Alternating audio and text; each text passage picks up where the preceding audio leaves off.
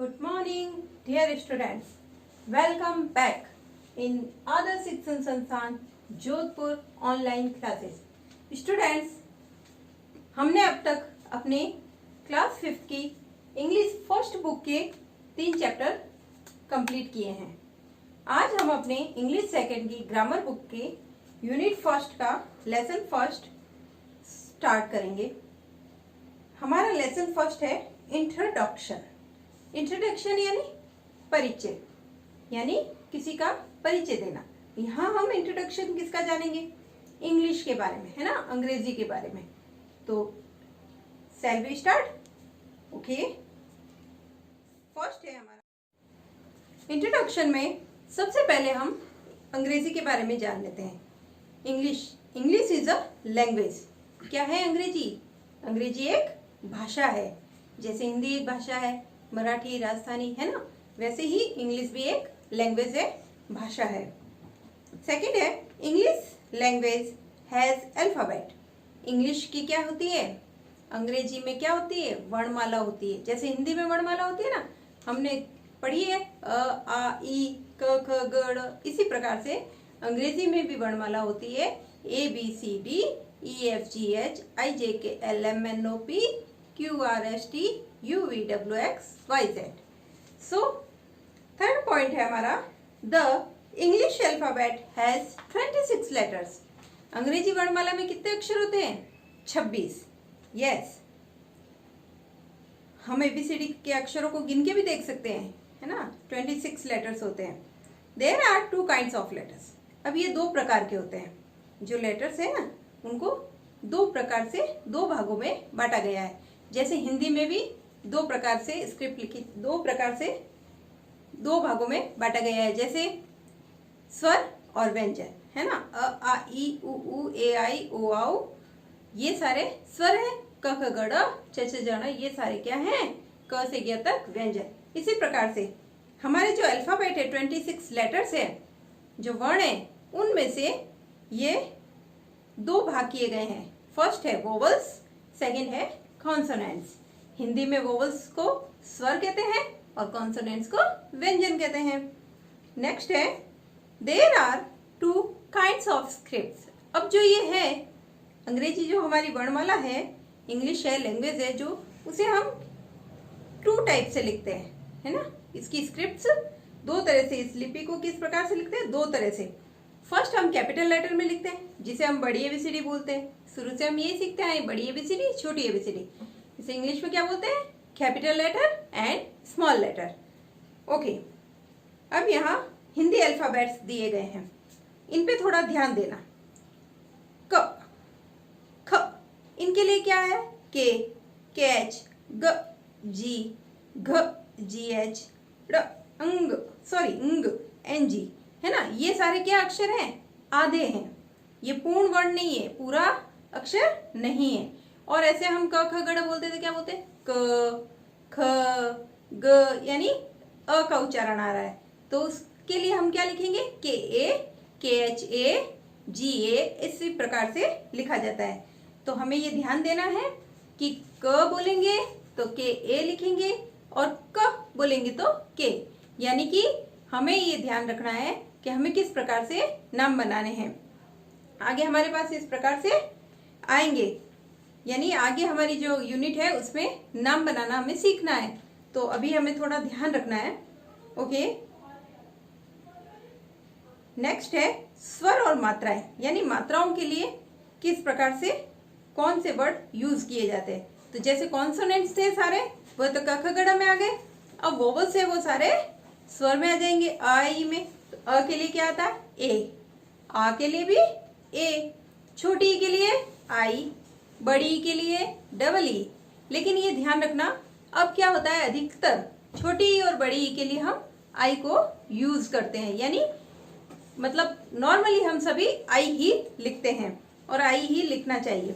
छोटा ऊ और बड़ा ऊ के लिए यू और डबल ओ, यानी छोटा ऊ के लिए यू और बड़ा ऊ जो मात्रा है उसके लिए डबल ओ लगेगा. लेकिन अगर हमें लगता है, मतलब अधिकतर ऐसे शब्द होंगे जिनके साथ हम छोटा ओ और बड़ा ओ के लिए यू ही शब्द इस्तेमाल कर सकते हैं. री के लिए आर आई, ए के लिए ई, आई के लिए ए आई, ओ के लिए ओ और औ के लिए ए यू, यानी ये दोनों मात्राएं मिल रही है।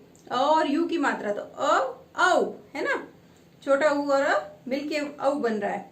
फिर अंग, अंग के लिए ए एन और अह के लिए ए एच। सो स्टूडेंट्स, आपको अच्छे से समझ में आ गई होगी ये introduction. Now exercise time. Exercise first का हमारा क्वेश्चन ए है, आंसर दीज क्वेश्चंस, यानी इन प्रश्नों के उत्तर दो। फर्स्ट हमारा क्वेश्चन है व्हाट इज इंग्लिश। अभी हमने पढ़ा था, समझा था व्हाट इज इंग्लिश। अंग्रेजी क्या है? एक लैंग्वेज है, भाषा है। तो आंसर किस प्रकार से देंगे? English is a language. Next है सेकंड क्वेश्चन हमारा, how many letters has the English alphabet. अंग्रेजी वर्णमाला में कितने अक्षर होते हैं? तो इसका आंसर कैसे देंगे? कितने अक्षर होते हैं? बोलो बोलो। Yes, 26 letters. हाँ, the English alphabet has 26 letters. Next है, how many kinds of letters are there. अब जो ये वर्ण है वे कितने प्रकार के हैं? तो अभी हमने बताया था 2 टाइप्स के होते हैं ना, यानी 2 काइंड्स ऑफ लेटर्स, यानी 2 प्रकार के वर्ण होते हैं। तो इसका आंसर कैसे देंगे? They are 2 kinds of letters, जो हमारा 4th नंबर परिचय में आया था, इंट्रोडक्शन में आया था ना, 4th नंबर पॉइंट, वही हमारा आंसर होगा 3rd नंबर क्वेश्चन का। 4th नंबर क्वेश्चन है, how many vowels has the English alphabet. Yes, vowels कितने होते हैं? इंग्लिश अल्फाबेट, अंग्रेजी वर्णमाला में वोवल्स कितने होते हैं? ये हम थोड़ा सा चूक गए थे। वोवल्स कितने होते हैं? 5। और कौन कौन से? ए, ई, आई, ओ, यू। अभी बताया था ना स्वर की मात्राएं, अ, आई, उ के लिए जो मात्राएं आई है ना, ए, ई, आई, ओ, यू, यानी ये जो 5 है वोवल्स है। और कॉन्सोनेंट्स कितने हैं? 21, यानी 26 में से 5 को हम निकालेंगे बाहर तो कितने बचेंगे? 21। सो हमें कॉन्सोनेंट्स भी पता होने चाहिए और वोवल्स भी पता होने चाहिए। तो वोवल्स कितने हैं? 5 and consonants 21। Okay, question B है हमारा, राइट इन इंग्लिश, अंग्रेजी में लिखना। अब देखिए यहाँ पे ध्यान देना, भ हाफ है, ब तो क्या आएगा? BH। दूसरा है श, SH, औ, AU, ध, DH, उ, U, च, सॉरी व, V या W, दोनों में से कुछ भी लिख सकते हैं। म, M, I, AI, च, CH, A, E, ये सारी मात्राएं भी आ गई और कॉन्सोनेंट्स व्यंजन भी आ गए।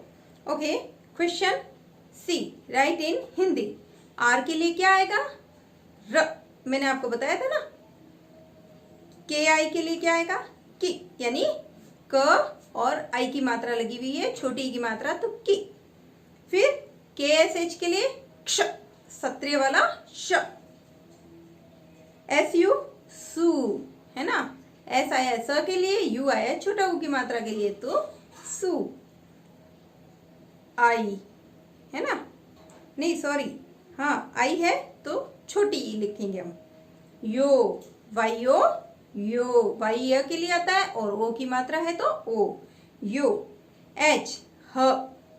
अब देखो इसके साथ ए वर्ण नहीं आया है, ए अल्फाबेट यानी मात्रा नहीं आई है यहाँ पे, तो ह पूरा नहीं, हाफ लिखा जाएगा, इसके नीचे हलंत लगाएंगे। ओके, ए एन के लिए अन, के ई के लिए के और एल के लिए ल, यानी हलंत वाला ल, क्योंकि इसके पास एल ए नहीं आया है। ओके स्टूडेंट्स, आई होप आपको ये अच्छे से समझ में आ गया होगा। Thank you so much for listening and watching me.